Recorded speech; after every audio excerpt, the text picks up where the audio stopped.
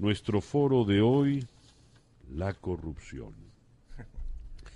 Recién el señor Lula el pasado viernes pasó un momento por lo visto desagradable, le allanaron la casa de sus hijos, y además de esto fue detenido para que declarara de manera coercitiva ante la Policía Federal. La policía le llevó, no estaba esposado, pero lo llevaba agarrado de cada brazo, y el disgusto de Lula era creciente. Después dijo que se sentía ofendido, afligido, en fin, casi como aquel personaje de la película de Pietri, Elio Pietri, el ciudadano sobre toda sospecha.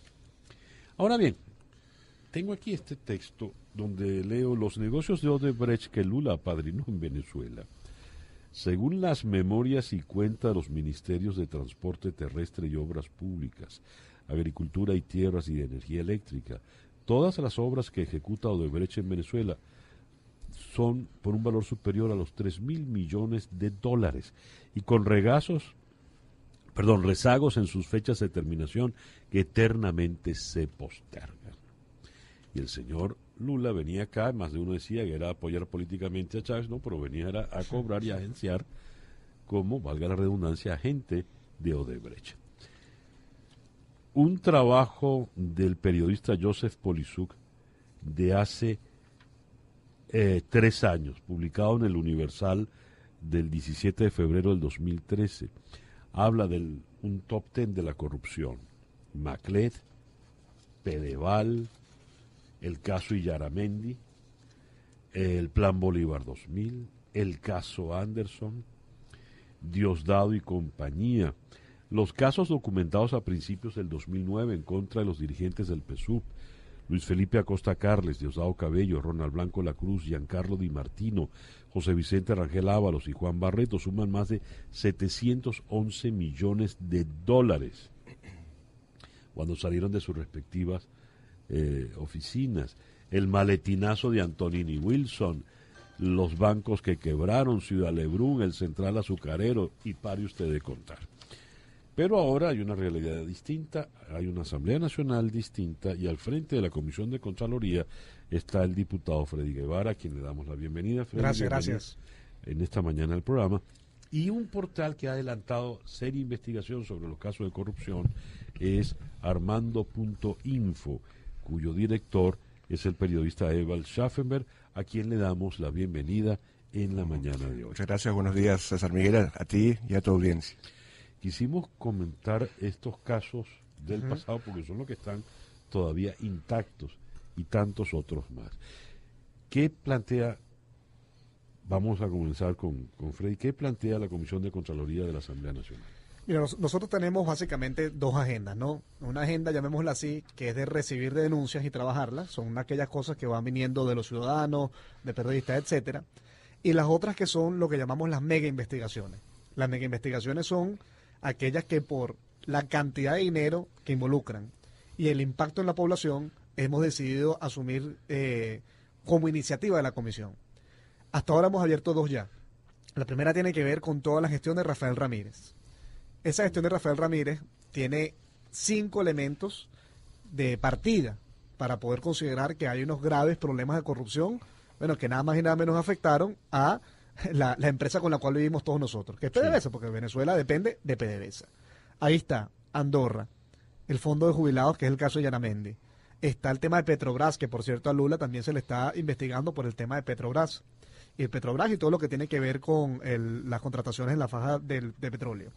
Está lo que fue la plataforma del TANA. Está también incluido todo lo que fue el fraude con el Bandes y el Banco Espíritu Santo. Y está también incluido todo lo que tiene que ver con las contrataciones y temas de seguro, particularmente el caso de Amuay. Ahora, es eso, pero no exclusivamente eso. Esos son de alguna manera los elementos desde los cuales en la Comisión de Contraloría, precisamente gracias a la labor investigativa de periodistas, entre otros casos, como este equipo de investigación que ha tenido Armando.info y otros periodistas a nivel nacional que han desarrollado ello, más las pruebas que ya existen en otros países, tales como Andorra, Portugal, España, Estados Unidos y Brasil, que nos dan indicios suficientes para abrir una investigación. Entonces, esta agenda en la cual está, en primer lugar, el tema de PDVSA y en segundo lugar, todo lo que tiene que ver con el saqueo cambiario, que es este esquema fraudulento con el cual unos enchufados se aprovecharon de que tenían un pana con una boina roja, le dieron unos dólares, en unos casos importaron cosas irregulares, en otros casos ni siquiera las importaron, y en otros casos tan delicados como la medicina los trajeron vencidas o los alimentos ya podridos, y pasó lo que pasó en Venezuela hoy. De forma tal, César Miguel, que yo te diría que el centro de trabajo de la Comisión de Contraloría tiene el gran objetivo de encontrar, de saber dónde está el dinero, qué pasó con toda esa cantidad de dinero, en función de poder recuperarlo al país con los mecanismos que existen. Hablaba Freddy Guevara, diputado a la Asamblea Nacional y presidente de la Comisión de Contraloría. Leo algunas de las opiniones que nuestros oyentes adelantaron con el hashtag corrupción. Rafael Keller: parece que esperar por justicia ante los corruptos se asemeja a esperar que llueva hacia el cielo mientras el país se va. Sí. Esto habla mucho de una desconfianza, una suerte de desesperanza. Javier Julián Serpa, con no poca sorna: no se han robado el Salto Ángel porque no tienen cómo llevárselo. MJGC III: en un gobierno donde la corrupción es la norma, la excepción está presa o privada de sus facultades por sentencias judiciales. Otto Navas: las estadísticas de inflación y escasez serían excedidas con creces por las relativas a corrupción en caso de ser publicadas. ¿Cuáles son los principales casos que ustedes han llevado adelante?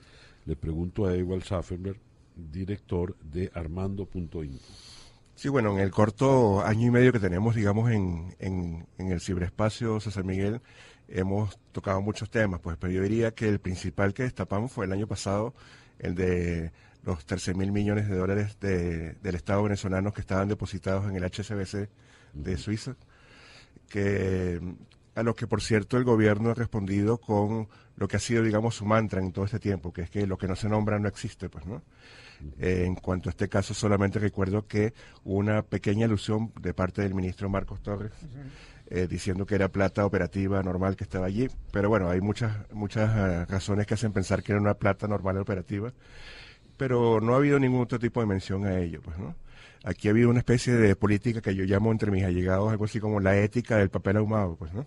Que así como uno ve en el tránsito que anda un carro comiéndose la luz y comiéndose la flecha, y normalmente no ves quién es el que lo está haciendo de verdad porque está todo tapado, opacado con el papel ahumado. Bueno, hay una especie de papel ahumado aquí en los hechos por los cuales hay una protección siempre para quienes son, digamos, los autores individuales de estos casos, pues, ¿no? Como si el carro se moviera solo. Exacto, pues, ¿no? Ves la camioneta 4x4 montándose por la acera, pero exacto, hay como una especie de espíritu maligno que lo ha tomado, pues, ¿no?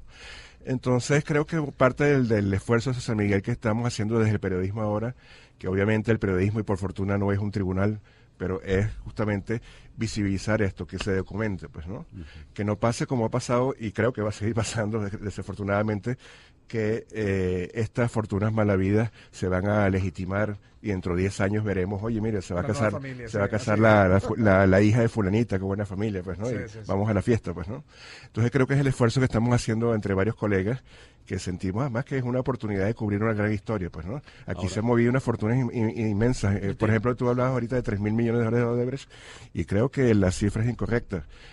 Justamente en agosto del año pasado publicamos una nota de la colega María Antonieta Segovia, muy por encima descubría que las 4 grandes constructoras brasileñas, que no solamente es Odebrecht, es otra que se llama Camargo Correia, otra que se llama Queiroz Galbao, las 4 grandes constructoras brasileñas en Venezuela tenían obras por 30.000 millones de dólares, pues, ¿no?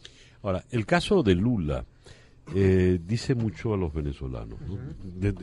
Evidentemente, el viernes decíamos, este es un caso que hay que ver con ojos venezolanos, ¿no?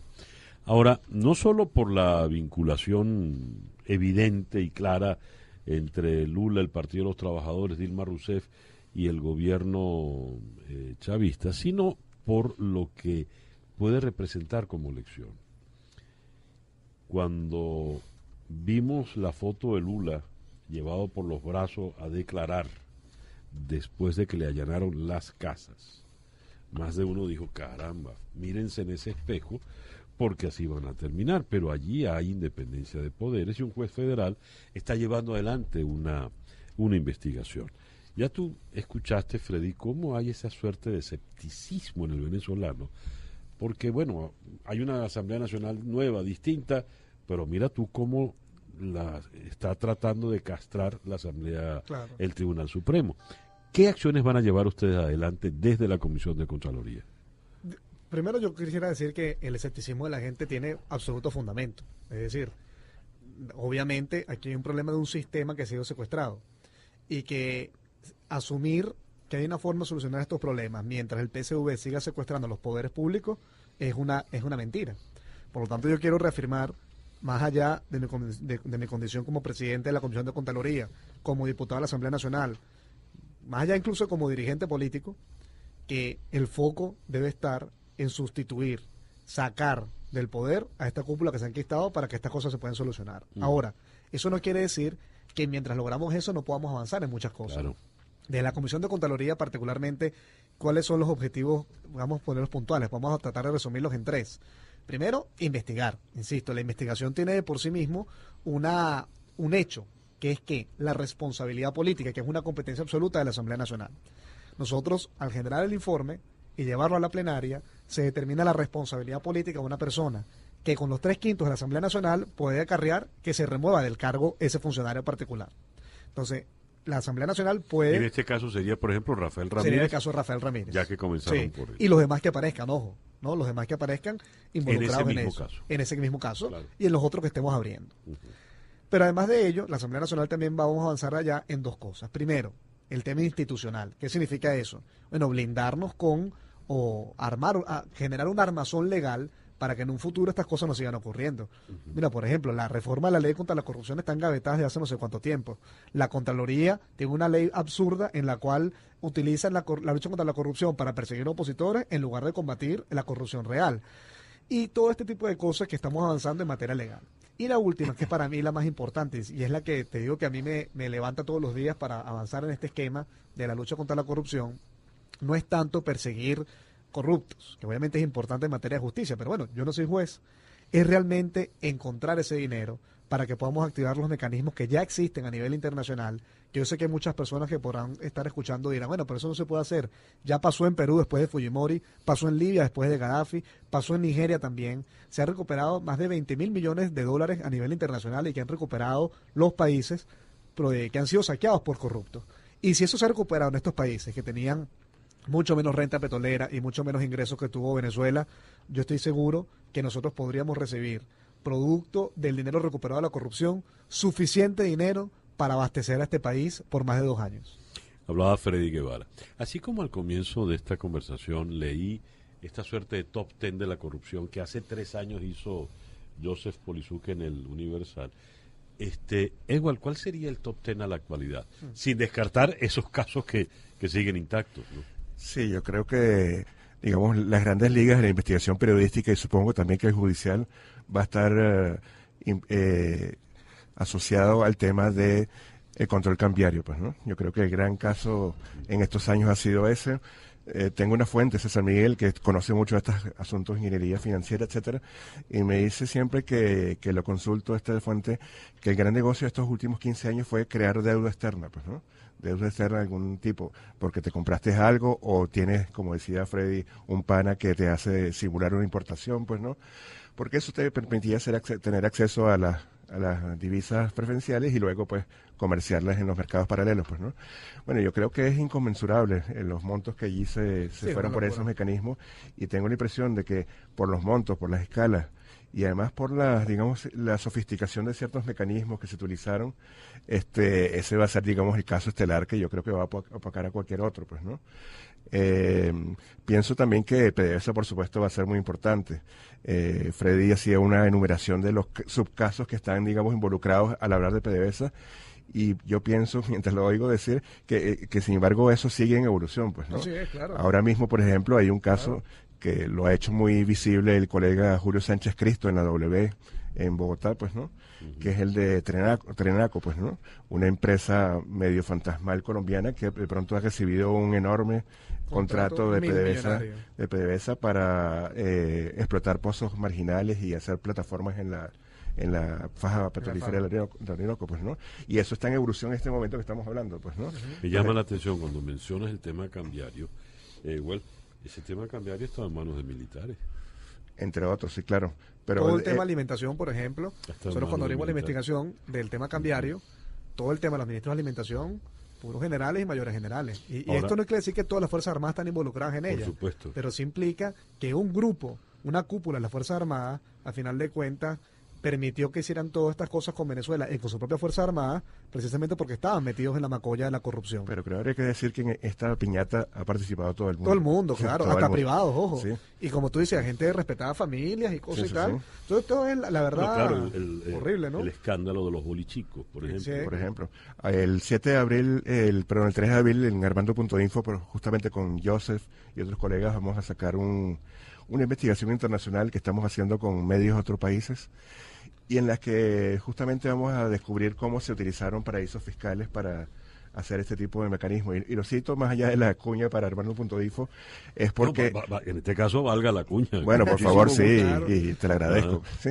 Sí. Esta oportunidad, pero porque, por ejemplo, ahí vamos a ver cómo muchos empresarios venezolanos crearon en diferentes paraísos fiscales, en Panamá, sobre todo en las Islas Vírgenes Británicas, en cosas tan lejanas como las Seychelles, por ejemplo, creaban empresas que lo que hacían era básicamente era venderse entre sí, ¿no? Sí. Para que finalmente llegaran las cosas a Venezuela como una especie de sobrefacturación que podía ser del 1000%, por No, ejemplo. cosas ¿no? locas. Cosas locas que, era, que- que uno dice además qué sofisticación puede haber allí.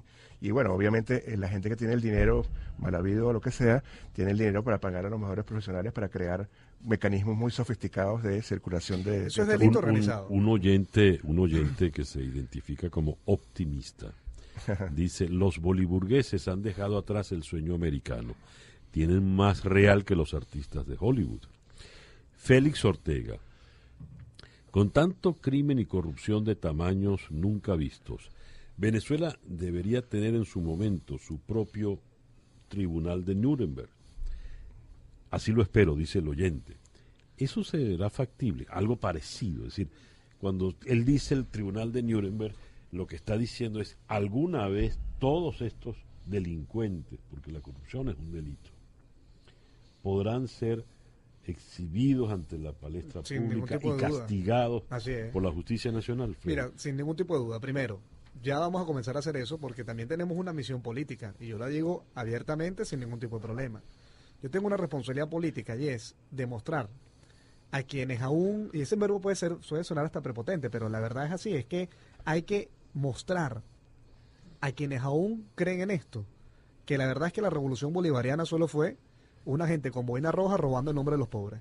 Ese fue el gran resultado.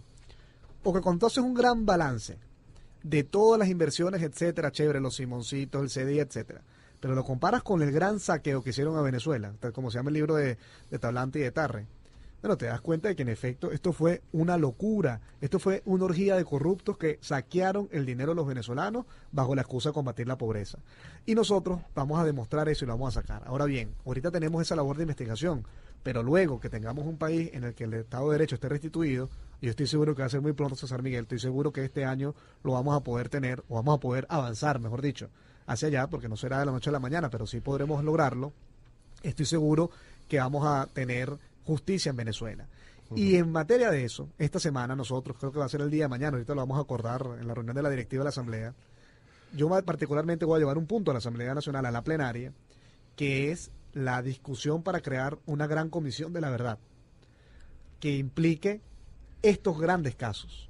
Una comisión de la verdad en la que no solamente esté la Asamblea Nacional, sino también representantes de la sociedad civil como los periodistas y por supuesto actores del Estado, y que demostremos ahí quiénes realmente estamos comprometidos en la lucha contra la corrupción. Hablaba Freddy Guevara. Freddy dice: se va a lograr la justicia, y espontáneamente a Ewald Schaffenberg le sale un gesto de incredulidad o desencanto. ¿Por qué, Ewald? Porque Sí, es yo periodista, no- está bien, eso bueno, es eso es verdad, es parte de esta raza maldita que se llama el periodismo. Pero aparte de eso, es porque yo no soy tan optimista como Freddy ni como el oyente que hizo el comentario, porque esta gente que ha hecho fortunas en estos tiempos tiene un poder real en este momento, pues, ¿no? De hecho, con frecuencia yo me temo que para cualquier transición va a haber que pactar algunas cosas con estos grupos de poder que se han conformado en este tiempo, y no hay nada que impida incluso que en este mismo momento dinero de esas fuentes esté circulando en los partidos de oposición, pues, ¿no? Es decir, ¿tienes prueba de eso? No, digo que no hay nada que lo impida. No estoy diciendo que esté ocurriendo okay, eso, ¿no? okay. Pero que no hay nada que lo impida, pues, ¿no? Pero si tengo esa visión pesimista que comparto, es decir, que va a haber que pactar con esos grupos de poder, a la vez lo que yo pienso es que el periodismo no va a ser de esos actores que van a pactar, pues, ¿no? Que el periodismo sí tiene el papel de seguir, digamos, seguir visibilizando todo esto, pues, ¿no? Y en ese sentido, no quiero que se acabe el tiempo del foro, César Miguel, antes de felicitarlo, porque me pareció fantástica esta idea de reunir periodismo y diputados, pues, ¿no?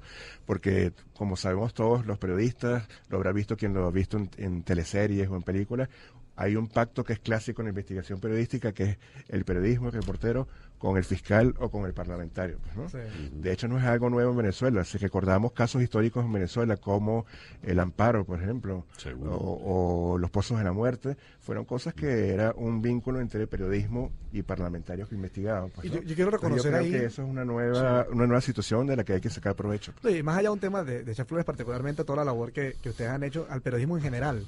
Porque es que, yo te digo algo, si nosotros no hubiéramos tenido todas estas investigaciones, abrirlas, ni siquiera abrirlas, porque yo no puedo abrir algo porque me da la gana, tengo que tener fundamento, hubiera tardado muchísimo más. Ahora, gracias a que aquí en Venezuela hay excelentes periodistas, y gracias a que tanto en los Estados Unidos como en Andorra, como en España, en Portugal, se han abierto estas investigaciones, es que pudimos actuar con celeridad y ya estamos desarrollando esto. Bueno, para concluir, te deseamos el mayor que logra verle el queso a la tostada, ojalá esta vez sí. Así será. Porque el daño que se le ha hecho al país es sencillamente inconmensurable.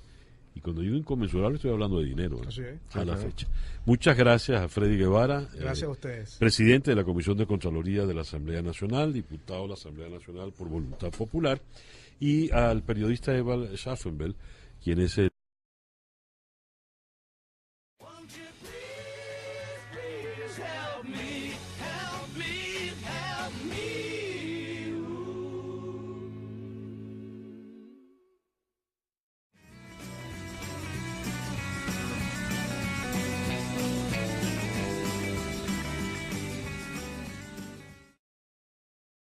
nuestro foro de hoy, la corrupción. Recién el señor Lula el pasado viernes pasó un momento por lo visto desagradable, le allanaron la casa de sus hijos, y además de esto fue detenido para que declarara de manera coercitiva ante la Policía Federal. La policía le llevó nuestra Maclet, Pedeval, el caso Illaramendi, el Plan Bolívar 2000, el caso Anderson, Diosdado y compañía, los casos documentados a principios del 2009 en contra de los dirigentes del PSUV, Luis Felipe Acosta Carles, Diosdado Cabello, Ronald Blanco La Cruz, Giancarlo Di Martino, José Vicente Rangel Ábalos y Juan Barreto, suman más de 711 millones de dólares cuando salieron de sus respectivas oficinas. El maletinazo de Antonini Wilson, los bancos que quebraron, Ciudad Lebrún, el Central Azucarero, y pare usted de contar. Pero ahora hay una realidad distinta, hay una Asamblea Nacional distinta, y al frente de la Comisión de Contraloría está el diputado Freddy Guevara, a quien le damos la bienvenida. Freddy, gracias. En esta mañana al programa. Y un portal que ha adelantado seria investigación sobre los casos de corrupción es Armando.info, cuyo director es el periodista Eval Schaffenberg, a quien le damos la bienvenida en la mañana de hoy. Muchas gracias, buenos días, César Miguel, a ti y a tu audiencia. Quisimos comentar estos casos del pasado porque son los que están todavía intactos, y tantos otros más.